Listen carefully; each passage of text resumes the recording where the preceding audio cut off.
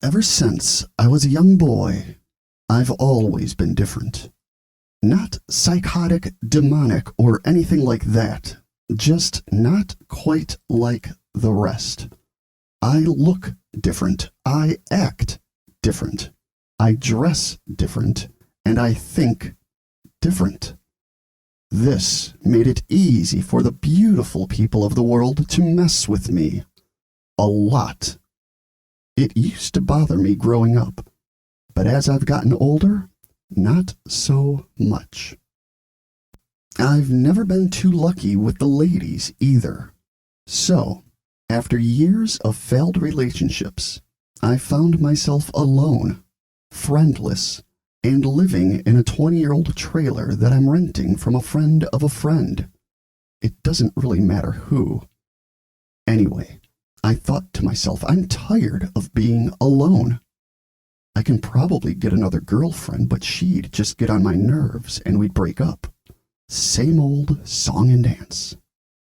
No, this time I want a companion. Someone who is happy to see me when I come home from work. Someone who likes to go for walks. Someone to ride shotgun in the car. Someone who will love me for who I am, not for what I have to offer them. I'm gonna get a dog. The very next day, I got up, hopped in my car, and drove to the local animal shelter to get myself a dog. I walked in, told the lady behind the desk what I was looking for. Nothing big, a small dog, a lap dog, so to speak. She said, "Sure, right this way." She took me into the kennel area and showed me many types of little dogs. Mini pinchers, chihuahuas, even a few Pomeranians. They were all lovely dogs, but none of them really seemed to click with me. Then, out of the corner of my eye, at the very end of the cages, all by itself, sat a metal box.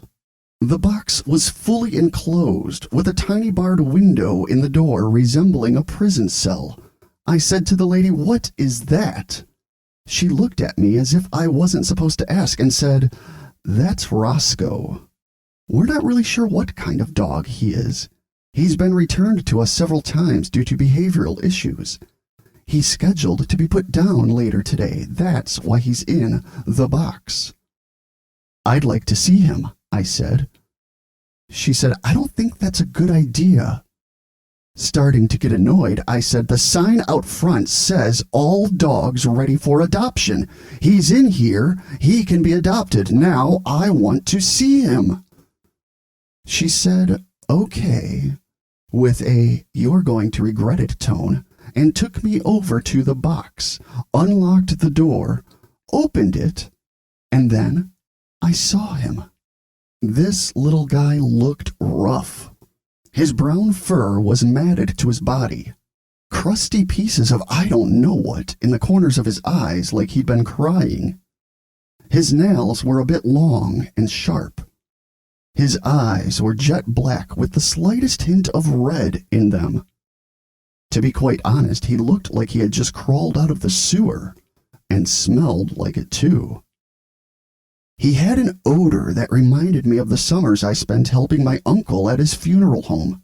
He smelled like death. But he was friendly. He ran out of the box, ran up to me, let me pick him up, and licked my face for what had to have been at least 10 minutes.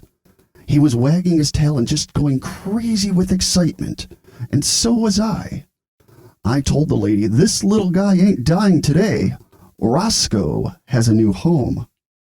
A look of worry fell over her face. After filling out some paperwork and getting his dog license, I took Roscoe home. First on the agenda was a bath. He was rather calm in the bath and seemed to really enjoy it. After that, I dried him off and brushed him out. I had to use one of my old brushes since I didn't have a dog brush. We went to the local pet store next. We got all the necessities needed to take care of my new friend. The drive home started out normal, just driving down the road, I've always been a cautious driver, always doing the speed limit or below. Apparently, the guy in the car behind me didn't like it and sped up to pass me. Everyone usually does. He pulled alongside of me and yelled, "Get out of the way, moron! Learn how to drive!" Roscoe went crazy, barking and jumping up on the dash as the guy passed, growling, showing all his teeth, drooling and clawing the dash. The red tint in his eyes was becoming to be more apparent now. He began banging his head against the windshield in a crazed attempt to get at the guy, hitting it so hard it split his forehead open. Blood was running down his face, on the windshield and dash. "What the heck is happening? Roscoe, calm down! Stop! Roscoe, stop!" I finally had to pull to the side of the road, Roscoe still frantic. I threw an old shirt over him so he couldn't see, grabbed him, telling him it's okay over and over again. His body went limp. I thought he was dead. I pulled the shirt from over him, and the second I did, his eyes opened, and he was wide-eyed and bushy-tailed and ready to play, like nothing ever happened. What the heck? I took the shirt and held it over his forehead, stopping the blood. I washed him up fully when we got home, cleaning the dash and windshield as well. We spent the rest of the day playing in the yard and hanging around the house so he could get used to his new home. The trailer park I live in isn't the best of places to live.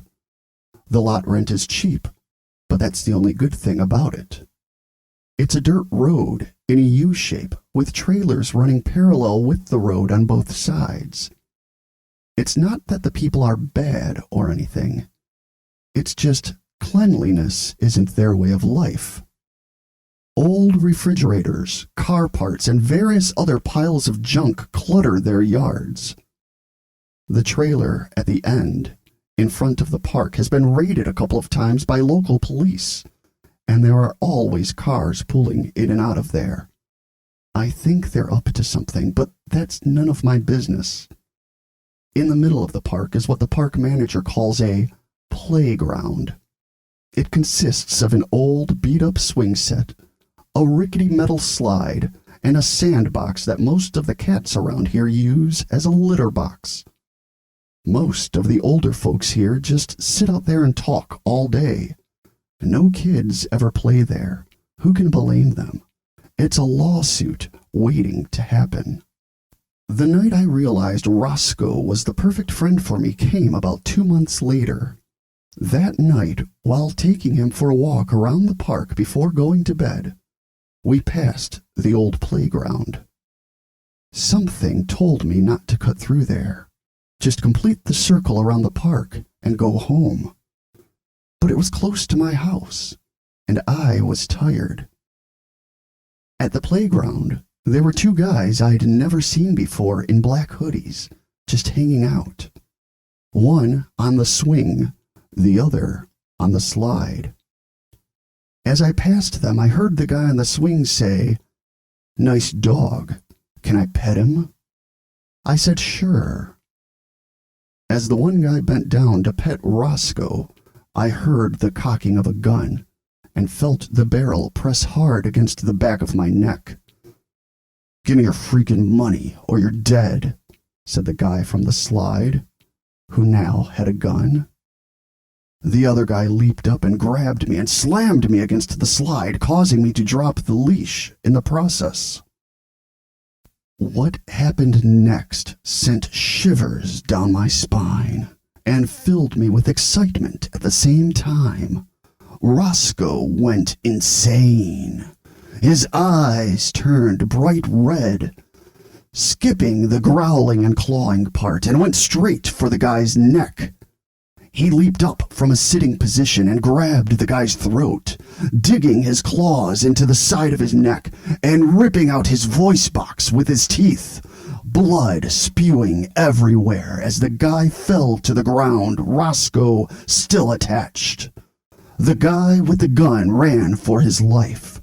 The guy on the ground was gasping for air, blood pouring out of his mouth and the hole in his throat as he choked on it.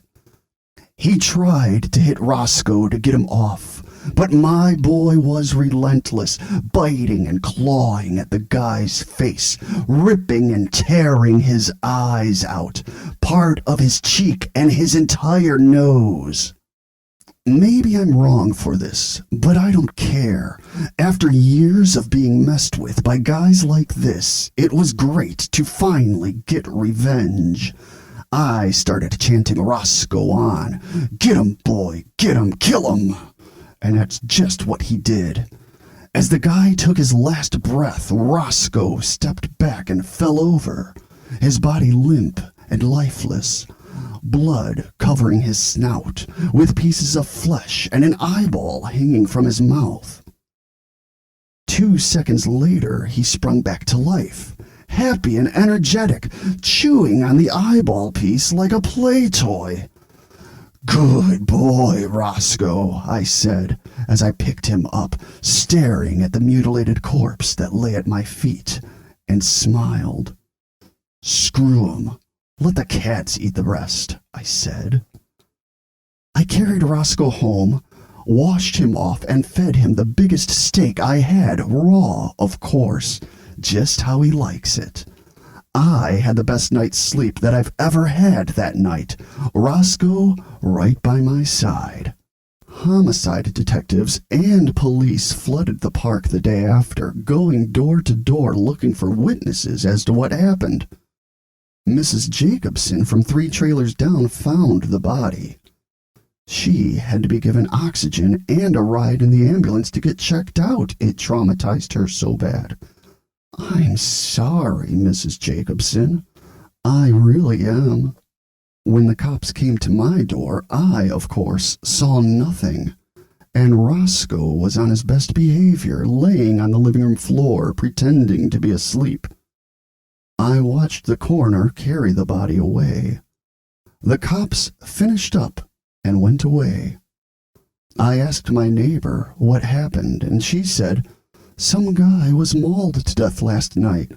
The cops think it was some kind of wild animal that escaped from the circus that came through about a year ago and attacked the guy. There have been numerous bodies found in the area with wounds such as the ones they found today. They're writing it off as that. Roscoe and I couldn't be happier together.